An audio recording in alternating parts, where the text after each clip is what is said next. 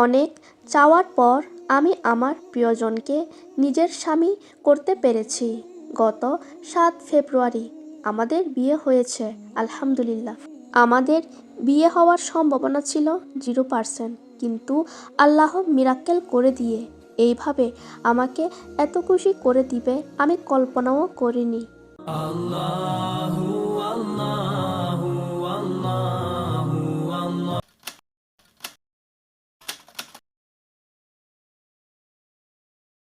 দীর্ঘ ১.৫ বছর পর আল্লাহ আমাদের দোয়া কবুল করেছেন। আল্লাহ সত্যি মহান, শুধু বিশ্বাস ছিল আল্লাহ নিরাশ করবেন না। জানেন তো আপনার একজন রব আছেন, পৃথিবীর কোনো কিছুর সাথে তিনার তুলনা হয় না। তিনি দিলেও তার কমে না। পৃথিবীর সম্পদশালী ব্যক্তিরা যদি তাদের সম্পদ থেকে আপনাকে কিছু দেয়, তাদের সম্পদ থেকে কিছুটা হলেও কমবে।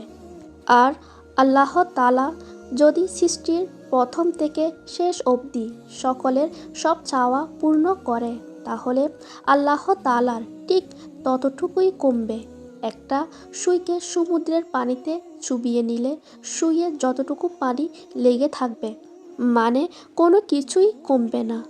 এমন একজন মালিক, মুতাকাব্বির, আজিজ, জব্বার, ওয়ালি থাকতে আমরা কেন দুশ্চিন্তা করি? আমরা কেন তার কাছে চেয়ে নিতে পারি না? তিনি তো আমাদের প্রতিটা চাওয়া পূরণ করতে সক্ষম, বরং আমাদের চাওয়ার চেয়ে বহুগুণ উত্তম কিছু দিতে সক্ষম। মজার ব্যাপার কি জানেন?